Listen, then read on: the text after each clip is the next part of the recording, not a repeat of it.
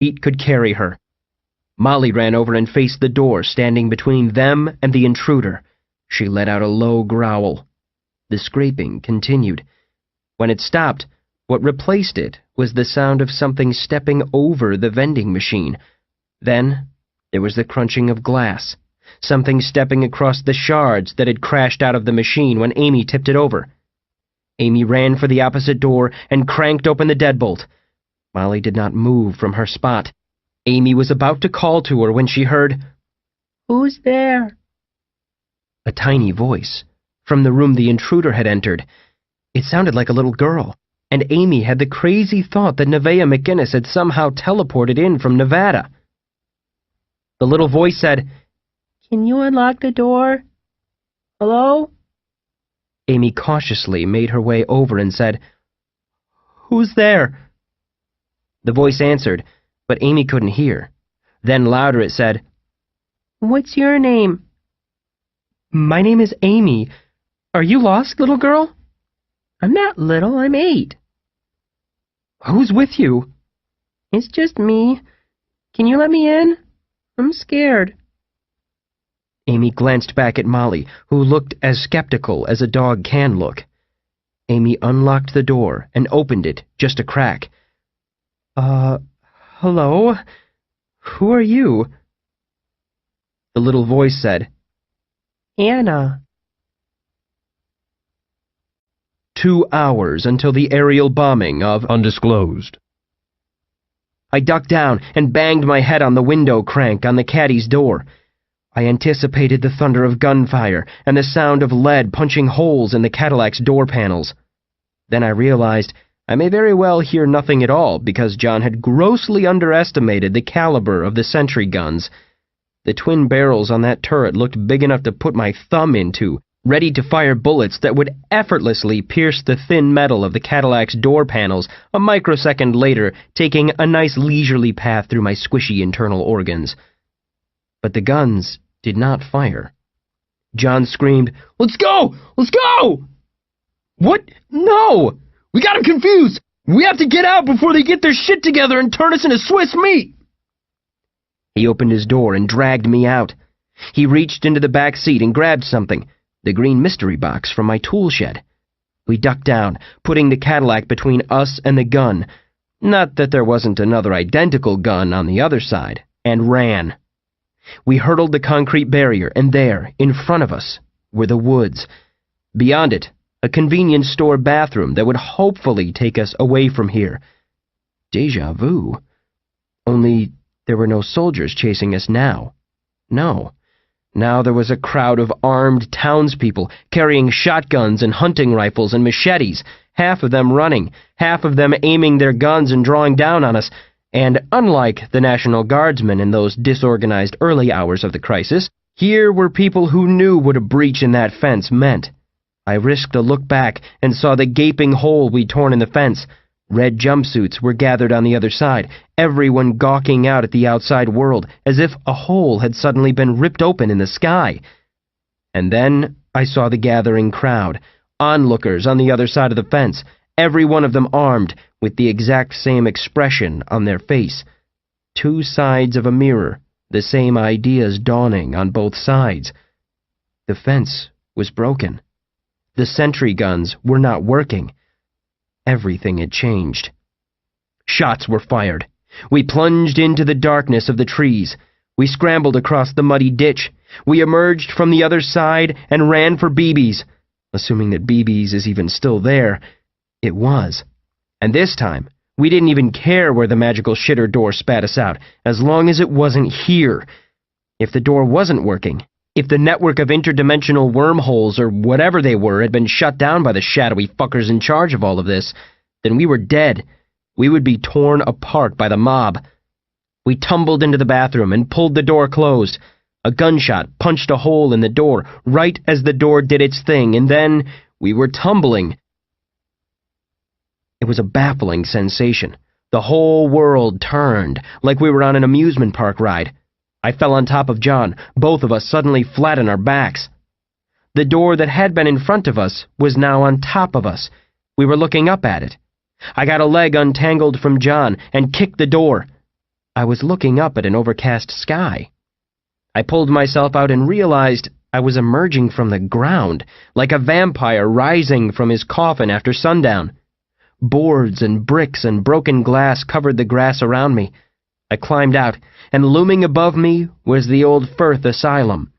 There was a huge hole in the wall, the debris of which was scattered all around me. We had teleported less than half a mile away. We were alone for the moment, but could hear the shouts of the mob down the street. I stumbled out onto the wreckage, and John emerged behind me. He stared down at the hole we had come from, confused, and then closed the door I had thrown open. I saw that the door and its frame were in fact laying loose on the ground, flung aside when the blast destroyed the wall. When John picked up the door again, underneath was just dead grass. John said, "Shit! I left my shotgun shells back at the caddy." I took a breath and said, "Look, you remember when we watched Star Wars with Amy, and she was like, why is Princess Leia being such a bitch when those guys just rescued her? Well, I don't want to be the Leia in this situation, and I completely appreciate what a sweet ramp job that was back there. But did you have any kind of a plan at all? I'm working on it. Because time is running out here." John was looking up at the old building, staring hard at the mossy brick walls. I said, "What?" "I took some soy sauce earlier." "You did?" "Yeah. And I came by here." "Okay. And there were shadows here." I followed his gaze. The rows of windows in the moldy brick were boarded over with ancient, warped plywood. It kind of made it seem like the building had cataracts. I saw no shadow people. I said, "Do you see any now?" "No."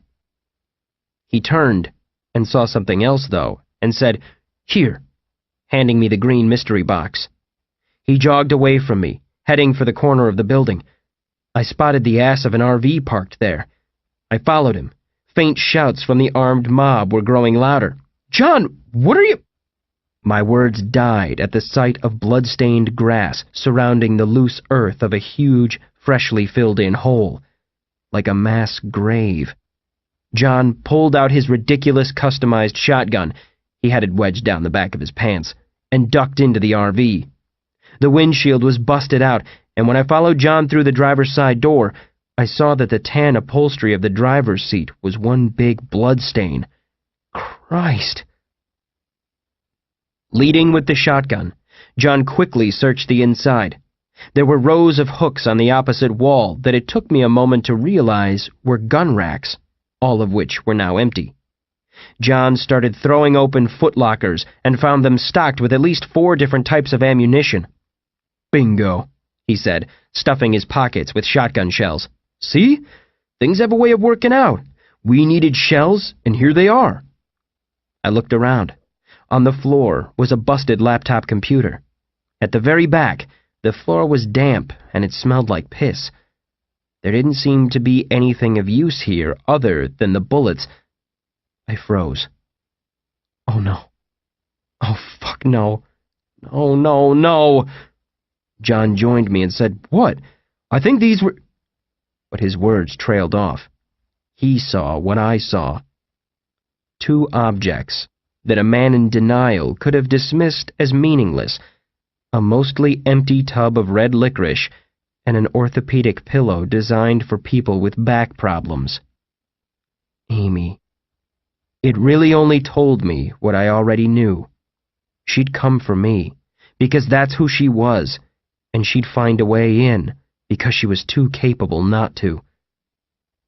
John glanced nervously out of a side window. The mob would wash in at any moment. He was saying, "Okay, we don't know this was hers, and even if it was, we do know that isn't her blood in the driver's seat.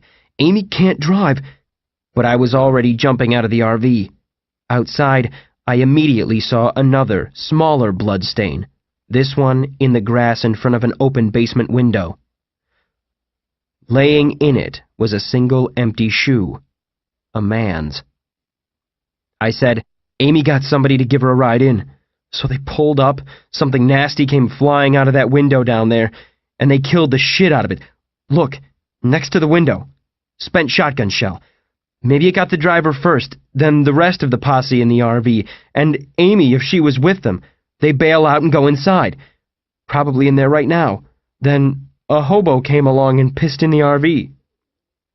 Dave, why would they... Ignoring him, I leaned my head down toward the basement window and yelled, Amy! Hey! Amy! It's Dave! Nothing. Anybody? Is there anybody in there? A shot was fired. A bullet took a chip out of the wall. We ducked, and John grabbed my sleeve, yanking me around the corner toward the front door. Neither one of us had to debate the merits of getting down and crawling through that basement window. That violated 2 rules of living in undisclosed. 1. Never put yourself in a spot where you don't have an open and fast means of escape. And 2. Don't go through any entrance that has a huge goddamn blood stain in front of it. We reached the front door and John said, Plug your ears. He pointed the shotgun at the locks on the front door and blew a grapefruit-sized hole in the wood. We pushed our way inside. 105 minutes until the aerial bombing of undisclosed.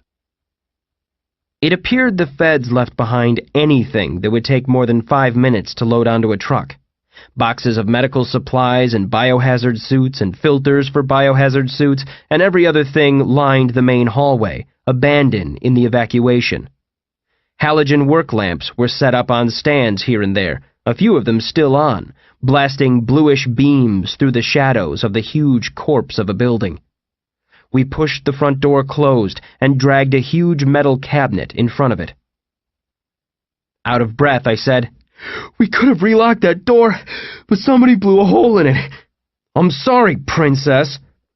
And by the way, those shotgun shells in the RV, they weren't there waiting for us because a guardian angel dropped them from the sky because you needed help. They were there because somebody else, somebody who believed in being prepared, paid for them with their own money. Keep that in mind next time you get yourself in a bind and somebody is there for you with bail money or a sofa to sleep on. It isn't Providence. It's generous people who work hard jobs to buy things you can take. We were jogging down a main hallway now, heading deeper into the building. John said, Search one of these crates. See if you can find some fucking antidepressants. All right. Seriously, it's an emergency. I'll cram them down the barrel of the gun and blow them right into your brain. We moved in silence for a moment, and I said, How did we screw this all up so badly, John? He shook his head. We always find a way. We had to stop to climb over a knocked-over pile of plastic storage bins in the hall. I said, Damn, the feds left in a hurry. They got overrun? By infected? Not exactly. I told you Falconer had to spring me out of here. We had to blow a huge hole in the wall to do it. They had us in, like, a big gymnasium, and we saw a couple of liquid oxygen tanks along the wall, and we're like, let's blow that shit up and get the hell out of here. It worked, but I guess in the confusion, a bunch of the infected they were holding here got loose, and they decided to just leave town and let the situation sort itself out. Wait. You're the reason the feds abandoned ship? Jesus, John! Well, I feel like it's their fault for trying to hold me. They should have known that shit comes with consequences. John clicked 3 shells into his ridiculous tri-barreled shotgun, glancing nervously back toward the front doors. Nobody came crashing through. Wait. Was the armed, angry mob scared to come in here? That couldn't be a good fucking sign. Amy! Anybody? Echoes bounced off moldy walls. The building seemed 5 times bigger on the inside. It had the tangled floor plan common to all hospitals, seemingly designed by someone who believed in the healing power of watching confused visitors aimlessly wander around hallways. It didn't help that all signage in the place had faded, or been stolen, or painted over with graffiti. We came to a T in the hall. I said, Which way? When I was here earlier, Hey! John took off running to his right. I followed, the heavy green mystery box banging off my legs as I ran. I considered dropping the stupid thing. What? What did you see? John! We skidded to a stop at the end of the hall. I saw somebody. Was it a person? He shook his head in a way that meant he didn't know. Are you sure you saw them? Is that an elevator? It was. Down at the end of the hall. The doors were closed. Probably no power to it though, right? I said, I think you might be wrong. I rode in it. They had me down in the basement for a while. They did? You didn't tell me that. What's down there? Surely nothing worth complaining about, or else you would have brought it up by now. Don't know. They had me knocked out the whole time and then put a bag on my head when they hauled me out to go to quarantine. I don't want to shake your faith in government, but I'm thinking this Reaper is kind of a shady operation. Find the stairs. There was no need to debate getting on the elevator, thanks to rule number 1 I mentioned just a moment ago. You get on one of those things, and you're sealed up, and somebody else is controlling where you go. All of these rules were learned from terrible experience. John said, "Boom! Stairs! Right over there!" We jogged toward the stairwell door, and at the exact moment John's hand grabbed the handle, the elevator dinged behind us. We heard the doors slide open. From behind us, a tiny voice said, "Walt?" 90 minutes until the aerial bombing of Undisclosed.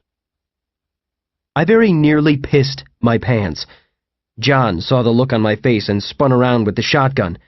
He led the way, and we inched toward the now open elevator. Inside was a little girl. Long, black, straight hair. She wore a filthy nightgown. John said, "Holy shit! What are you doing here?" I said, "John, back up." The little girl looked at me and said, "Don't be scared." "Anna?" She nodded. John said, "You know her?" "Don't lower the gun, John." "Do you want to hold it? I'm not pointing a shotgun at a toddler." Anna said, "Why are there so many holes on that gun?" I said, "What do you want?" "I can take you to see Amy." "Is she here?" Anna nodded silently. John and I exchanged a look. Quietly he said, "Okay, I admit she's pretty creepy." I whispered, "Man, if this was a horror movie, the audience would be screaming for us to get the fuck out of here." "Well, they'd be thinking it. They wouldn't scream it unless they were "She's downstairs," interrupted Anna. "Your dog is here too. Get in." John said, No. If we go down, we take the stairs." Anna shook her head. "There are no lights in the stairs. We should stay away from the dark." I swallowed and said, "Because of the Shadow Man?" She nodded. John whispered, "Jesus Christ." To John I said, "I'm going to leave it up to you." He clearly had no idea. This was so obviously a trap, and we so obviously had nowhere else to go. John asked Anna, "Where is she? What floor?" "The second basement. Mr. Bear is down there, keeping a lookout." "Okay, and is Mr. Bear—" "It's a stuffed bear," I said, answering for her. "Right," John said to me. "We do it this way. You wait here, for 2 minutes. I'm taking the stairs. If there is something waiting for us, I'll find out how it likes buckshot. Then you head down on the elevator and I'll meet you there. Then if she, attacks you, you only have to last for 2 floors. Against a toddler." Anna said, "I think we should all ride together." John was already heading to the stairs. I took a breath, steeled myself, and stepped into the elevator with Anna. I hovered my finger over the B2 button and counted to 100. I braced myself for the sound of shotgun blasts, or screams, or anything. Nothing. I hit the button. The door closed. Anna stood to my left, motionless, looking forward the way people do on elevators. The elevator rumbled, and we were heading down and down. A tiny, soft, warm hand curled around mine. I looked down at Anna, and she smiled up at me. We jolted to a stop. The light went off. The little fingers squeezed around mine. I slapped at the door and yelled, "John! Hey!" No answer. Anna's hand squeezed tighter. Strong. Too strong. I punched buttons on the panel. Nothing. I kicked at the door. I tried to pull my hand away from Anna's grip, and I couldn't. The fingers changed. I felt them melt under my grip, fusing together, becoming something like a snake or a tentacle. The light blinked on. I wheeled on Anna, and she was just a little girl with little girl hands.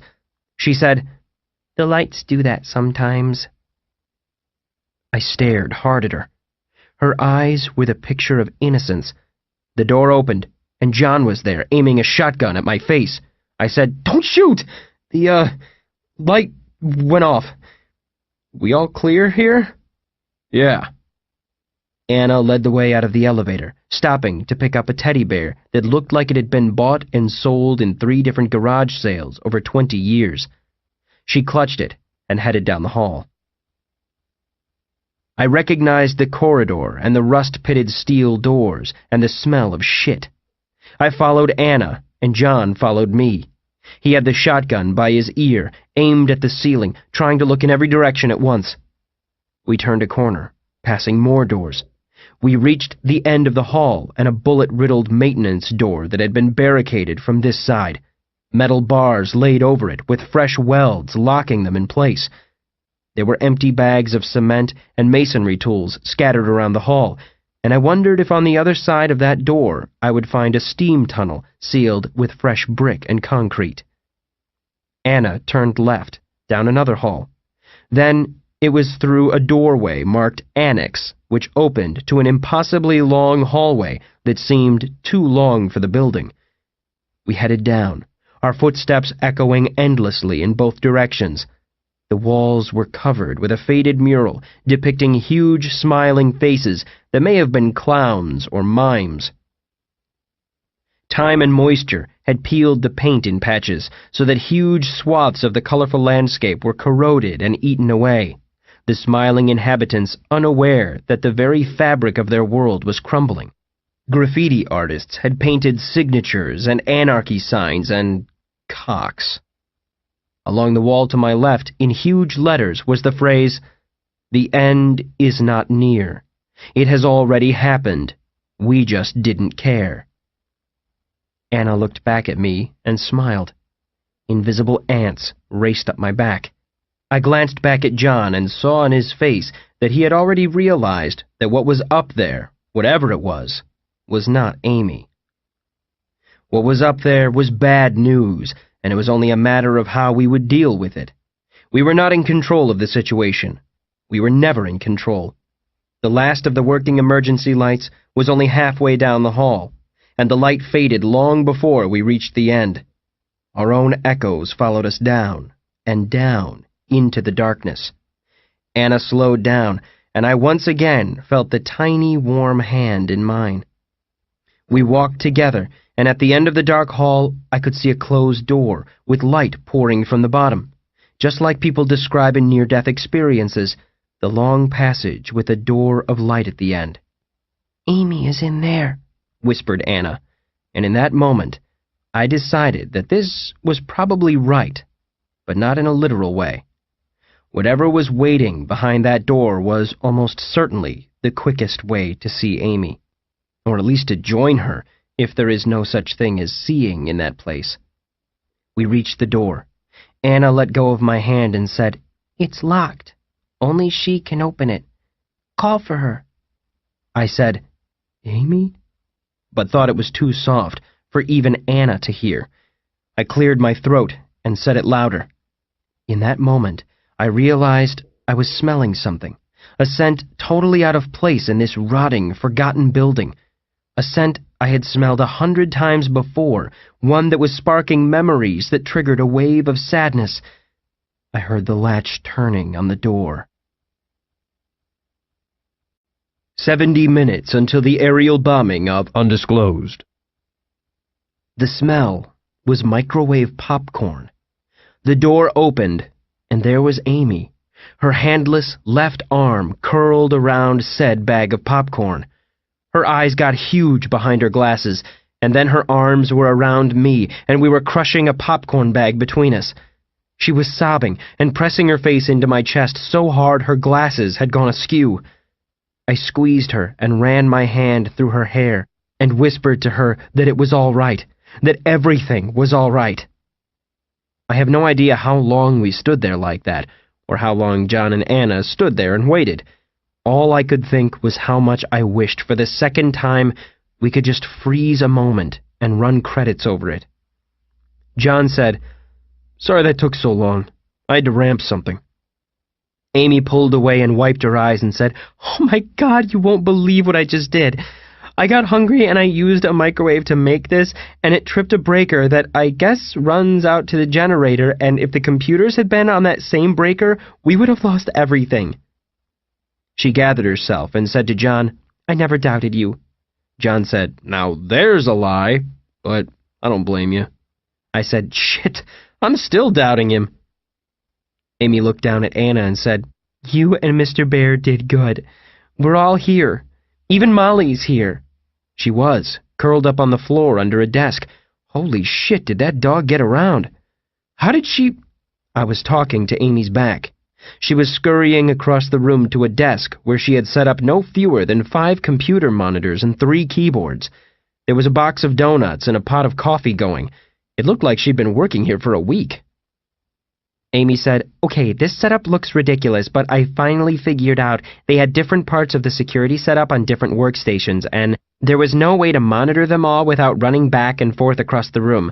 I had to crawl around and reroute network cables, and anyway, all of the security robots around the quarantine are offline. They're in maintenance mode, and as far as I know, they can't be reset remotely, so that should be taken care of. The UAVs, the drone things, I think they're okay. It'd take a long time to explain, but I emailed the guy and got that taken care of. All that is the good news. The bad news is... the good news is that I know how they're blocking the cell phone signals. It's not done through the provider level or anything. They have a jammer somewhere, probably outside of city limits. It's a big thing called a Warlock jammer, a TRJ-89. It sits on the back of a truck. The bad news is that I can't shut it down from here. There's an actual crew manning it. That's why I think it's outside of town, because Reaper pulled all of their staff out beyond city limits, but they're still manning the jammer because it's really, really important that nobody in town be able to call out until they drop the bombs. Amy stuffed a handful of popcorn in her mouth. I said, "Right. They're going to bomb the quarantine at noon." She shook her head so hard that her hair went slapping around her cheeks. Around a mouthful of chewed popcorn, she said, "They're going to bomb the whole town." 1 hour until the aerial bombing of undisclosed. John said, "Even that Cuban sandwich place?" She nodded. "An hour from now." I said, "Bullshit. They can't get away with bombing an entire city. What are they going to do, claim an asteroid fell on it?" Amy looked surprised and said, "David, you don't understand what it's been like out there, out in the real world. Everything has been just totally cut off from the town. Everything the world knows about what's going on in undisclosed is based 100% on what Reaper has told them. They don't have to claim it's anything. The whole country is begging them to do it. Here, look. This was 20 minutes ago." She spun around to face one of her monitors and brought up a video clip from one of the network news sites. It was a group of haggard-looking middle-aged men facing a bank of microphones, and there, among them, was my shrink, Dr. Bob Tennant. The first guy, introduced as the head of the Outbreak Task Force, spoke and confirmed that they had in fact been given permission by the President of the United States to use military assets to disinfect the entirety of Outbreak Ground Zero, and that this would proceed as soon as it could be confirmed that all military and Reaper personnel were clear of the area. I pointed to Tennant, standing in the back, and said, "You see that guy back there, with the Caesar haircut? That's my therapist." "But why would he be—" "It was all part of the setup. He works for them." "Who?" "Oh, you mean capital T, them." John said, "He's talking." On the video, Tennant strode up to the microphone, his title displayed as Dr. Tennant, Consultant, Reaper. Thank you, Mr. Secretary. I'll be brief. You've all come to know me over these trying days, and I found myself in the unexpected position of relaying to the public the serious nature of this threat with what I hope you appreciate as frankness, honesty, and transparency, while trying to ensure that caution did not turn into panic. What I have been saying from day one continues to be just as true now, if not more so. Fear is the most dangerous contagious disease. So with that, I want to address the question a moment ago about deaths resulting from the bombardment. That is, the thermobaric disinfection of the affected area that Secretary Fernandez just explained, which will, as he said, commence at noon local time.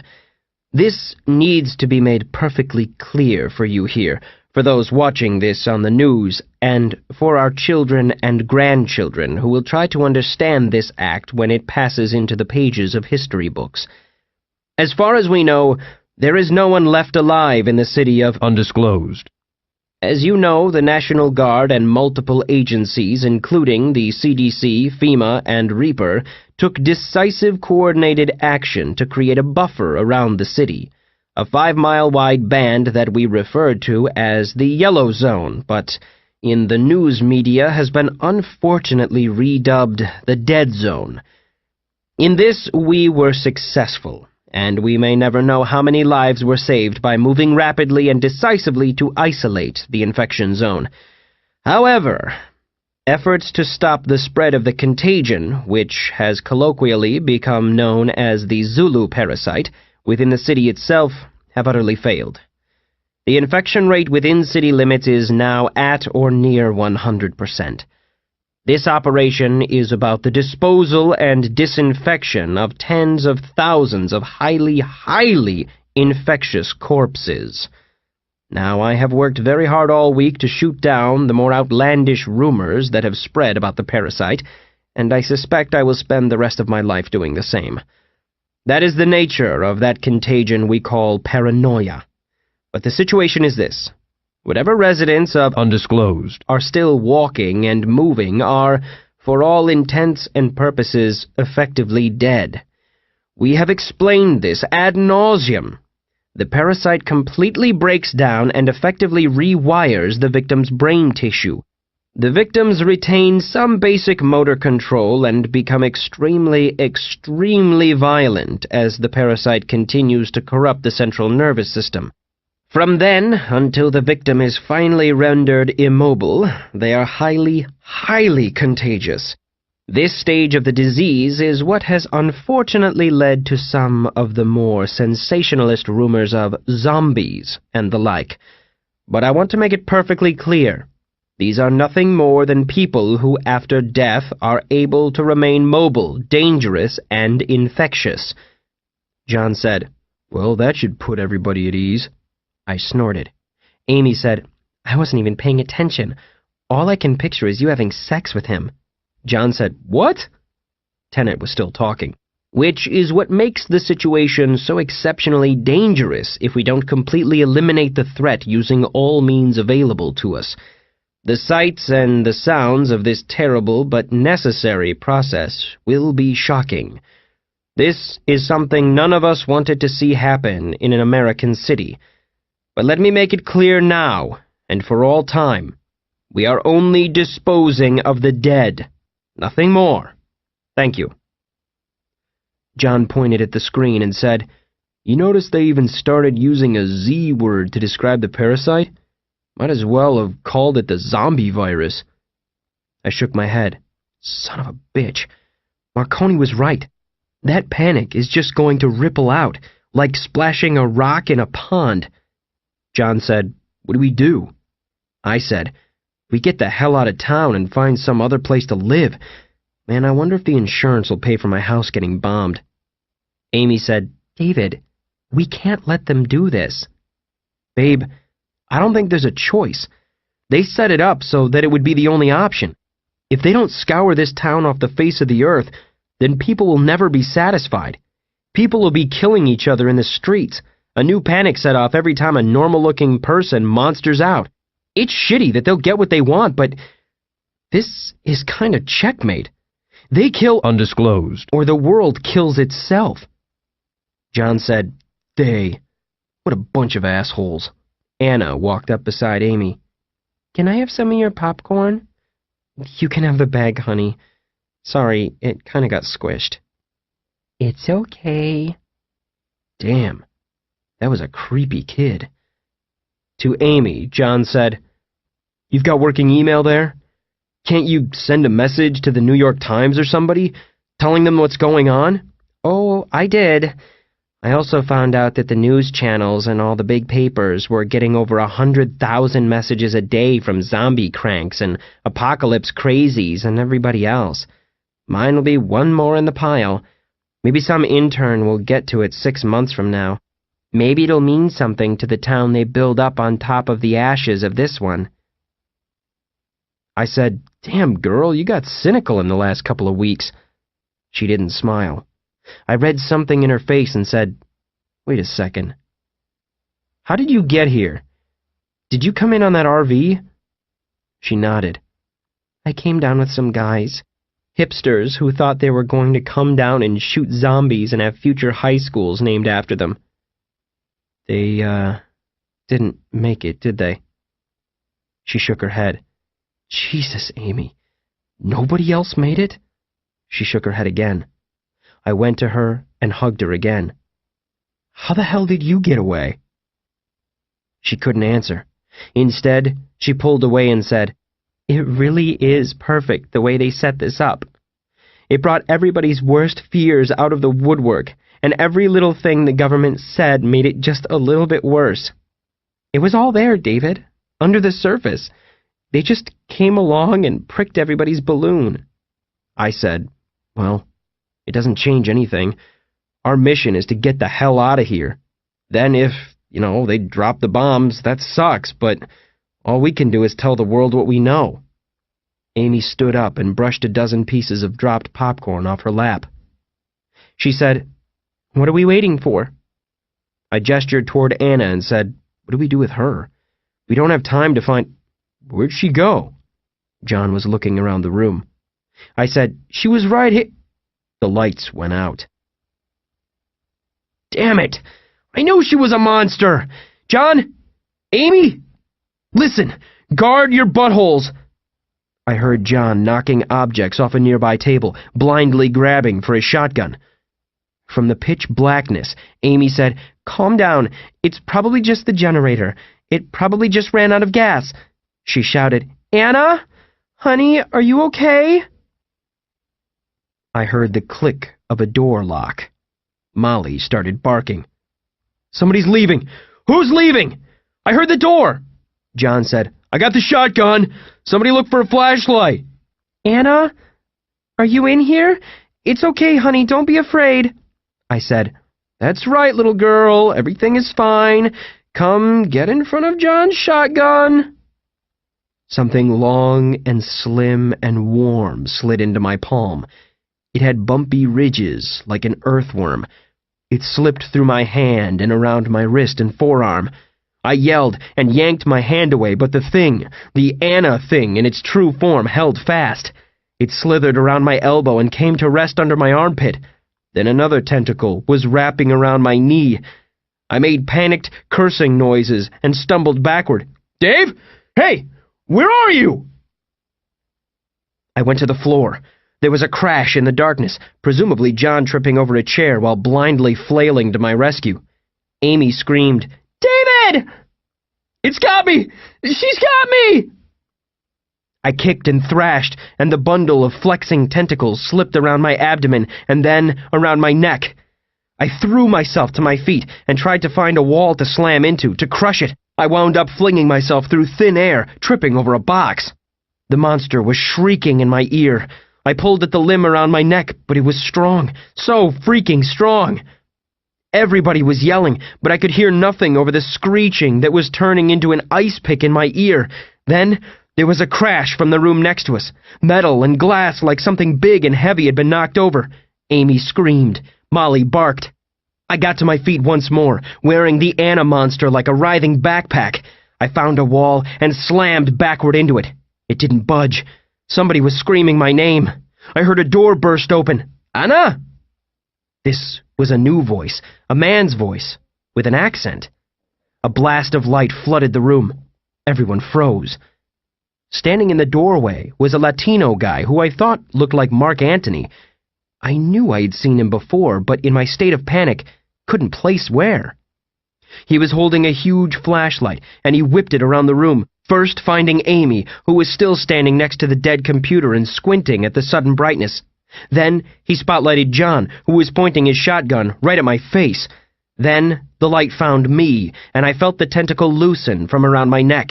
The Anna thing slithered to the floor, and in the harsh shadows of the beam, I saw a filthy nightgown tangled around a nightmare wad of tentacles that looked like they were made of knotted clumps of black hair.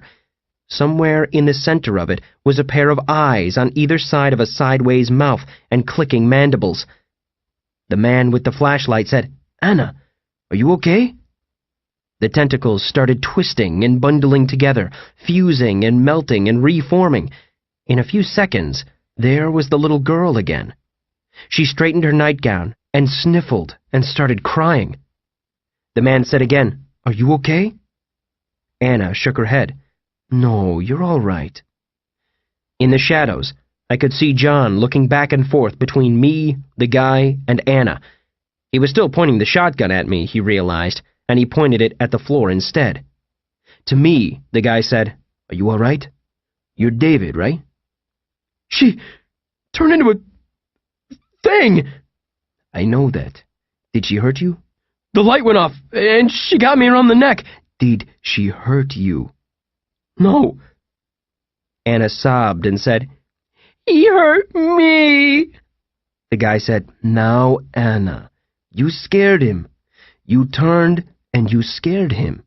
"I didn't mean to. The lights went out and I couldn't help it." "Anna, you need to say you're sorry to David." Anna did not agree with this. "Anna." She defiantly said, "I'm sorry." To me, he said, "Do you accept her apology as heartfelt as it clearly wasn't?" I had no words. She turned into a thing." Anna started crying in earnest once more. Amy said, "Hey, David." I turned, and out of the darkness, an object came hurtling toward me. I flinched, threw up my hands, and squealed. A filthy stuffed bear bounced off my gut. I found it on the floor, handling it like I was passing a piece of meat into a tiger cage. I kneeled and extended the bear toward Anna. She flung herself toward me, utilizing her preternatural little girl speed. I had no time to react. She flew at me and threw her arms around my neck. She pressed her wet face against mine and hugged me. She said, "I'm sorry I scared you, Walt."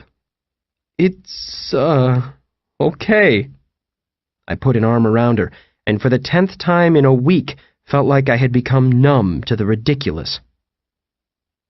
Anna pried herself away from me, plucked Mr. Bear from my hands, and navigated her way through the wrecked room, over to the flashlight man. He kneeled down to catch her and gave her a kiss on the forehead. I said, "I don't understand. Is she—" "This is my daughter, Anna. She's 8 years old." "And you are?" "I'm Carlos."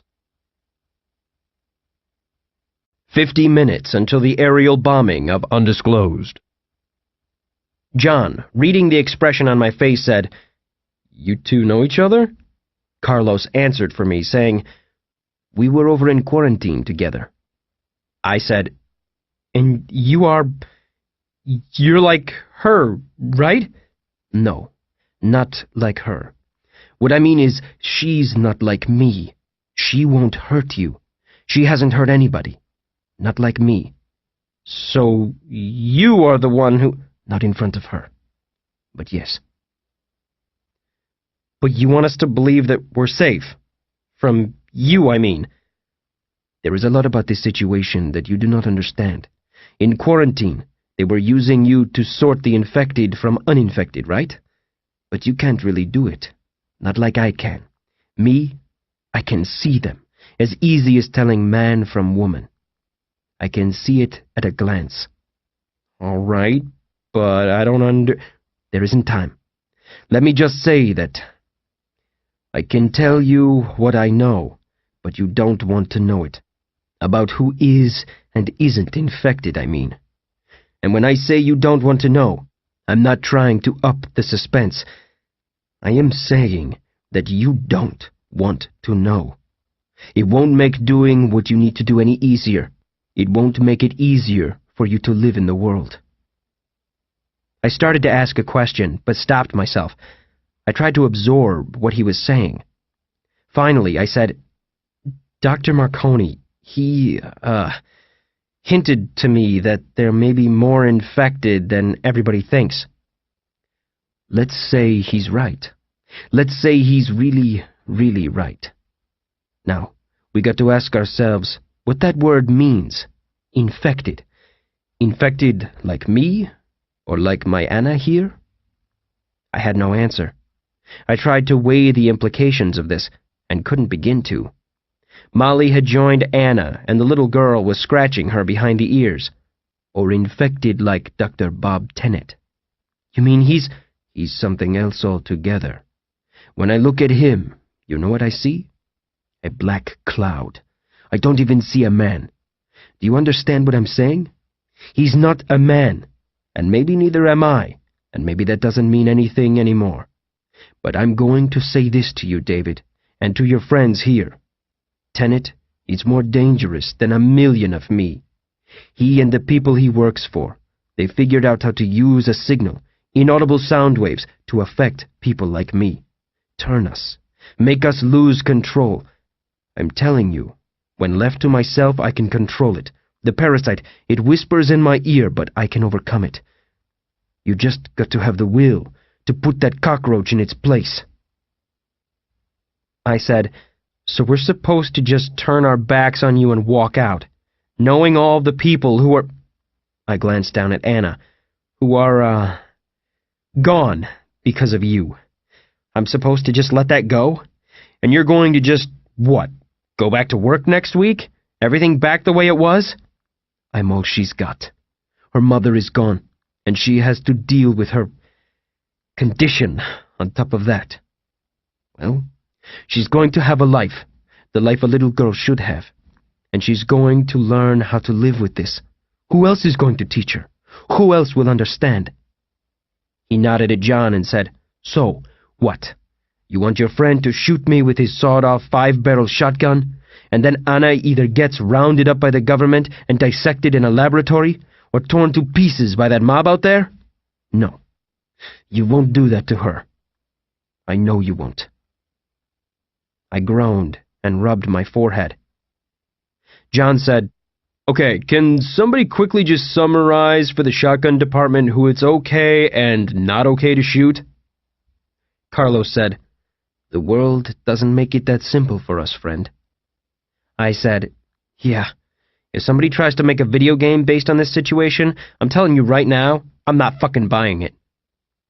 Carlos stood and took Anna's hand in his own. I said, and I still don't... I mean, I didn't think children could get infected. Dummy, she's not infected like the rest. She's been this way for years. This isn't new. How can you, of all people, not know that? I guess I... John said, well, I'm lost. I said, Marconi. He had infected patients he was studying, but he had this theory that some of them would literally never turn, that the parasite could just live there. John said, so what, we just accept that? These invisible bugs multiplying inside people and we just shrug and move on? Knowing that any day any random person can just murder the shit out of a room full of people? Carlos just shrugged and said, that's been the situation for longer than you know. Way longer. And you need to ask yourself, are you even sure all of you are uninfected? Amy said, we're sure. Are you? Your man there, he spent a lot of time in town, in quarantine, in the basement of this place. He can't even account for his own whereabouts for the last week or so. You 100% sure he came out of all that clean? John shrugged and said, he wasn't all that clean before. No offense, Dave. Fuck you, John. To Amy, Carlos said, I'm not joking, you know. How would you truly know? I said, she knows what I am. But if you were infected, you would deny it. Carlos, she knows what I am. Silence. Then he nodded and said, all right then. Now, are you going to let Mayana and all the rest like her get burned up in the hellfire they rained down on this place? Amy said, we have to stop the bombs. I rubbed my eyes and sighed. How can that possibly be our responsibility? John said, there's a way. Everything Tenet said in his press conference is bullshit. The streets out there aren't full of shambling hordes. They're full of all-American types carrying hunting rifles and protecting women and children. The reason Tenet had to lie is because he knew he'd never sell the public on those people being zombies. We just gotta show them. I said, and then when those all-American Joes get out and some of them fucking turn into monsters, what happens then? Amy said, then we will once again err on the side of not letting people be murdered. You take the choice in front of you, and then you keep picking the non-murder choice as long as you can. I said, and that is why I wanted you to stay home. John said, we have to shut down their cell phone jammer. 20,000 cell phones and cameras and internet connections will suddenly blink to life. Then people can call and email and upload videos, and that'll be that. The lit'll be off their whole charade. It took me a moment to figure out what John had said because he mispronounced charade. Amy said, then the president will realize he can't bomb the town without losing a bunch of votes next election. I said, setting aside the fact that we now have less than an hour to accomplish this, and that we'll be gunned down the moment we set foot outside this building, do you have any way to find out where the jammer even is? Well, I think there's only one place it can be. It needs line of sight, right? Okay. So it needs to be someplace high, the highest point they can get it. Where's that? Well, it'd be somewhere around the water tower, right? For the same reason. The water tower needs line of sight? It needs to be at the highest point. Oh. Because the gravity pushes the water down and that's what makes the water come out of your faucet? Yes. Right. I absolutely knew that before right now. John said, shit. We saw it. That big-ass black semi they had parked out there. They had it in place the first day. So fine. Let's go fuck that shit up. To Carlos, Amy said, can you lead us out of here? We don't have a flashlight. 45 minutes until the aerial bombing of Undisclosed. We spilled out of the elevator onto the first floor. Carlos and Anna stayed behind, Carlos holding the door open. I said, I don't want this to come off as a lack of confidence on my part, but you might consider trying to get out of town, just, on the tiny chance that the three of us are unable to thwart the plans of the most powerful fighting force on the planet. Carlos shook his head. Got people I can't leave behind. We're all counting on you, including little Anna here. God damn it. We turned and headed for the front door. I noticed that Molly stayed behind with Anna. I wondered if she hadn't chosen the better team. In the lobby, John said, stop. To Amy, he said, we need you to open the box for us. I said, no. Oh, no. We got no choice, Dave. Absolutely not, John. I thought we were toting this around just to make sure the bad guys didn't get it. It would be irresponsible to what? Risk damaging something? Dave, they're gonna blow all this to hell.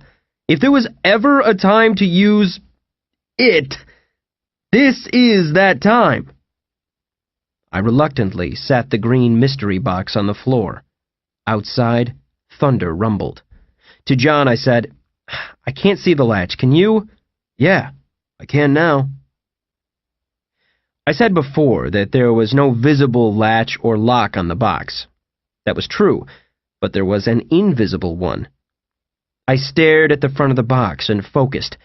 If I stared hard enough, a simple lever swam into view. It had been a long time since I'd taken soy sauce. I assumed John could see it clearly. You may have heard about amputees feeling a phantom limb beyond their stump, the nervous system sending back false reports that gives the illusion that the appendage is still there. Well, if John looked at Amy's missing hand, he would see a literal phantom limb, a translucent hand. If she closed her eyes and concentrated on opening and closing the hand and flexing the fingers, John, and anyone else under the influence of soy sauce, would see the fingers flex, even though Amy herself would probably not. Amy's abilities came and went. She had never taken the sauce, but I think she caught some effects from me due to, transfer of bodily fluids. She squinted and said, "I can see the latch, but just barely. It's just a shimmer like the Predator." Amy had done the trick with the box lever once before. She leaned over and, to an outside observer, held the stump of her left wrist a few inches from the box. To John's eyes, her phantom hand grasped the hidden lever and pulled. A click. The lid rose slowly on its own. Inside the box was what looked like a gray lump of fur the size of a football. It was actually metal, and the fur was thousands of rigid metal strands, thinner than needles, standing straight up. The first time I saw it, I said the thing looked like a steel porcupine. John said it looked like a wig for a robot. The only part of the device not covered by the metallic fur was the simple metal grip at the end, where it could be picked up. On the handle was a trigger. It was a gun. What did it do? Well... Back in the summer, after we lifted the box from the convoy, we had brought it home and spent several days figuring out the ghost latch. We then stared at the object inside for a bit and debated what to do. John dubbed the thing the fur gun because we had decided it was some kind of weapon, and of course, it had that metal fur on it. Then, late one night, John and I had gotten good and drunk and taken the fur gun out to a field to test fire it. John set up 3 green Heineken beer bottles on a log, then pointed the furry gun thing and squeezed the trigger. The device made a sort of honking sound, like some people make when they blow their nose. There was a strange ripple in the air, like the heat warped space above a fire. The beer bottle on the far right was suddenly 5 times bigger than it was before. John had cheered and whooped and declared the device to be an enlarging ray. He said he'd point it at cornfields and use it to cure world hunger. He fired it again, aiming at the next bottle. It stayed the same size, only turned white. When we approached it, we realized the bottle had been turned into a bottle-shaped pile of mashed potatoes. John stated that he would still use it to cure world hunger, but more importantly, he pointed out that he had been thinking of mashed potatoes at the exact moment he had pulled the trigger, and speculated that the gun could react to your thoughts somehow.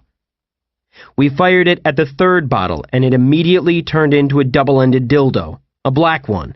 John said this confirmed his theory. He had then handed the fur gun to me, and I fired at the 1st bottle. That bottle, and the dildo, and the log, and the ground all were consumed in a ball of fire so bright it looked like a miniature sun had landed in the middle of the field. The blast was so intense that John and I were blinded for half an hour after, and saw blue-white spots in front of our eyes for most of a day. When the fire subsided, there was a 20-foot circle of earth in front of us that had been scorched into black glass. The papers said the light was reported by witnesses 6 miles away. That next morning, we had sat at my kitchen table, my head pounding, eating Amy's macaroni and cheese-filled omelets and staring at the green box in front of us. John said, "I want to try it again tonight." Amy shook her head. "Come on, somebody's going to get hurt." I said, "Yeah, it clearly doesn't work." John said, "We don't know that. We just have to learn how to use it." I shook my head. "No. Remember the truck and what happened to the guys guarding the thing? If they couldn't control it, and they built the damn thing, well, in our hands we might as well be cramming gunpowder and ball bearings up our assholes." John said, "See, I got a different theory. I don't think they built it. I think they found it and had no idea what to do with it. But here's the thing. At the moment when you were taking your piss turn,